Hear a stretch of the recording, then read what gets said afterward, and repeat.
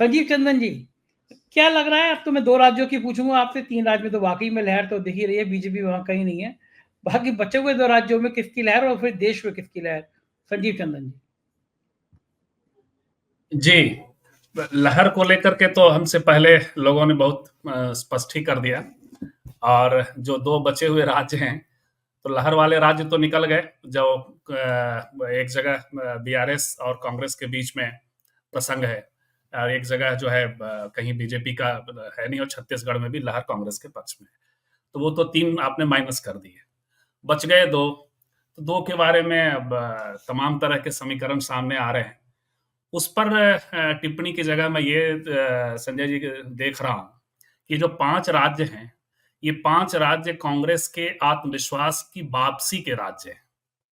इस लिहाज से मैं कह रहा हूँ कि जब राहुल गांधी राजनीति में आते हैं, सक्रिय होते हैं, कांग्रेस में खास करके सक्रिय होते हैं, तो उनको लगभग ढलता हुआ कांग्रेस, और कांग्रेस का इमेज जब बेहद भ्रष्टाचार वाला आंदोलन वगैरह देख रहे थे, तो उस वक्त से डाउन हो रहा था, वो कांग्रेस मिला था।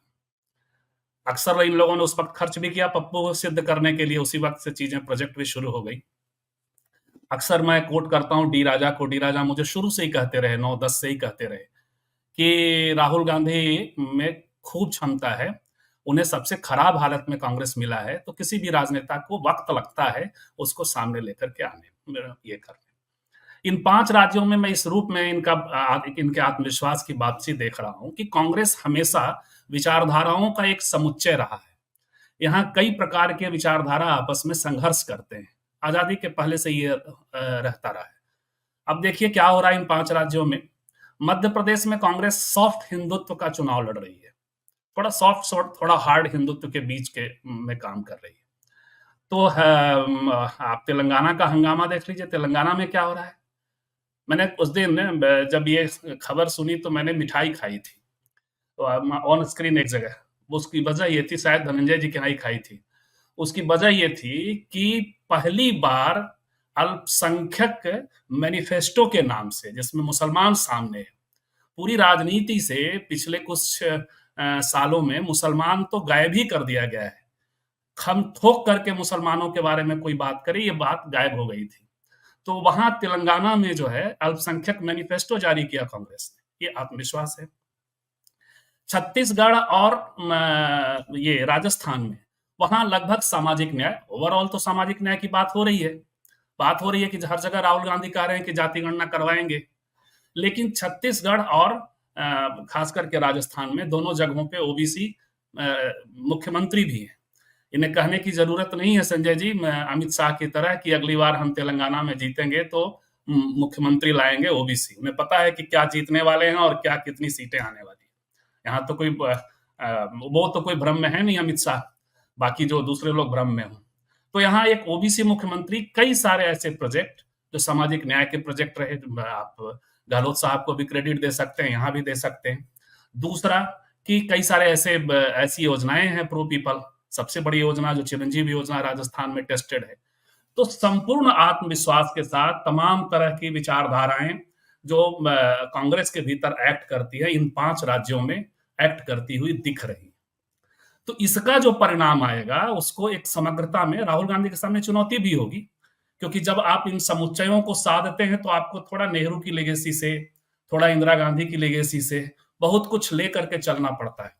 तो वो सामने चुनौती जरूर उनके सामने होगी, और मुझे लगता है कि इसको बाजप्ता इनके भीतर भी, राहुल गांधी के भीतर भी, भारत जोड़ो यात्रा के बाद जो निजी आत्मविश्वास आया है, वो उसका असर उस पे उनके नेतृत्व पे जरूर दिखाएगा। और वो मुझे लगता है कि अभी जो कई बार वो लीड लेते हुए नहीं दिखाई पड़ते हैं, कई बार ऐसा लगता है कि जो लोकल छत्र उनके ऊपर हावी हैं, तो वो उनका आत्मविश्वास इस चुनाव के जीतने के बाद जो नैरेटिव जाएगा, वो जाएगा राहुल गांधी और कांग्रेस के फेवर में, जो रिजल्ट आएगा। और इस लिहाज से उनके आत्मविश्वास की वापसी भी होगी। मैं जो कह रहा हूं कि छत्रप हावी दिखाई पड़ रहे हैं, उसका एक विश्लेषण हमसे पहले आ ही चुका है कि कांग्रेस ने बाजप्ता लोकल नेताओं पे ट्रस्ट किया है, और भाजपा ने लोकल नेताओं पे ट्रस्ट नहीं किया, राज्यों के नेताओं पे ट्रस्ट ही नहीं किया, उनकी जड़ें भी खोदने में लगी रही है।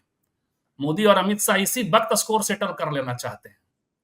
तो ये एक फर्क है।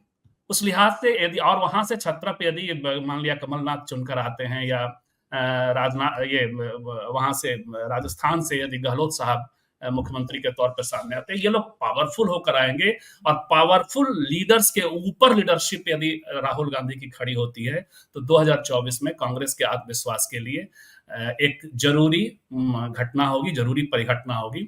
और तब जो हमारे धनंजय जी बहुत परेशान हैं कि ये जो पूरा जो संघ का जो वातावरण मध्य वर्ग से लेकर के तमाम लोगों ने कैरी कर लिया है, तो एक विकल्प के तौर पे कांग्रेस सामने उभरेगी। संजय जी। बिल्कुल ठीक कह रहे हैं आप। और संजीव जी, आपके यहाँ तो मध्य प्रदेश में कमाल हो गया, अभी चुनाव के परिणाम 3 तारीख को आएंगे, आपके यहाँ पोस्टल बैलेट अभी से खुलने शुरू हो गए।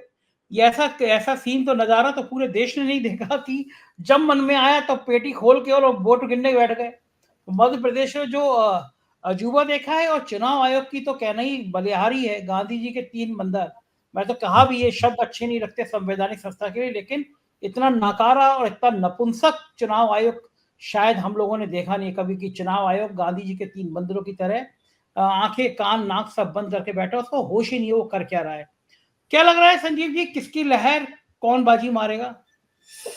देखिए जी, लहर जैसा तो हम नहीं कह सकते, लेकिन हाँ ये है कि बहुत एज पर कांग्रेस है। कांग्रेस ने यहाँ मध्य प्रदेश का चुनाव हमने पूरा देखा है, जनता वर्सेस बीजेपी का चुनाव है, और कांग्रेस ने उस पूरी जो सिचुएशन थी उसको भुनाने में कोई कोर कसर नहीं छोड़ी, और बहुत अच्छा कैंपेनिंग कांग्रेस ने यहाँ मध्य प्रदेश में किया हुआ है।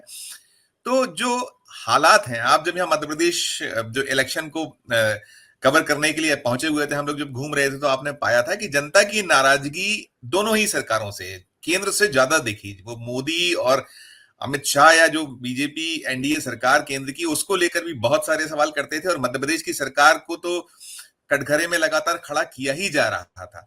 और जब जब हम लोग जा रहे थे तो सवाल वही सारे हो रहे थे, और बीजेपी की ओर से कैंपेनिंग जो हुई है वो उन्होंने अपनी उपलब्धियां, या क्योंकि बताने के लिए कुछ ऐसी चीजें नहीं बचती थी, नहीं दिखती थी, तो वो एक अलग तरीके के प्रचार, जो वो उस पूरे के पूरे चुनाव को कोशिश यही बनी हुई थी कि सांप्रदायिक रंग और रूप दिया जाए, उसको लेकर तमाम चल रहा था। उसमें मंदिर भी आया, उसमें सनातन भी आया, पाकिस्तान भी आया, हमास भी आया, सारी चीजें हुई।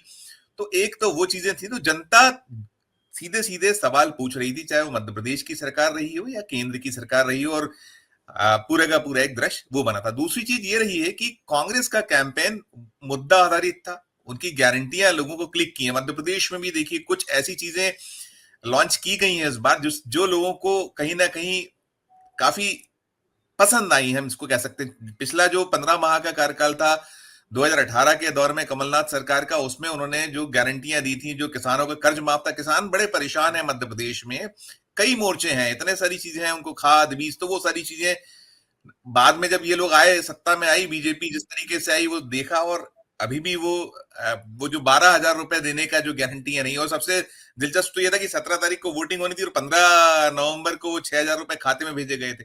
उसके बाद लाडली बहना की जो बात चली, और लाडली बहना में भी ये निकल के आया संजय जी, जो पूरे का पूरा 230 सीटों का वोट कैंपेनिंग, वोट का जो ट्रेंड था, बहुत बातें हुई कि बहुत लाडली बहना चल निकली है, क्लिक कर गई है, लेकिन महज 34 सीटें ऐसी हैं मध्य प्रदेश में जहां थोड़ा सा बहनों का वोट बढ़ा, और उसमें भी 34 में ज्यादातर वो सीटें हैं जो पिछली बार 2018 में बीजेपी ने जीती थी।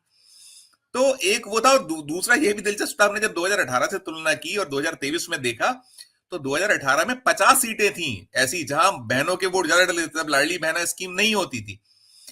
अब आज केवल 34 सीटें हैं, 196 सीटों पर पुरुषों ने वोट ज्यादा डाले हैं।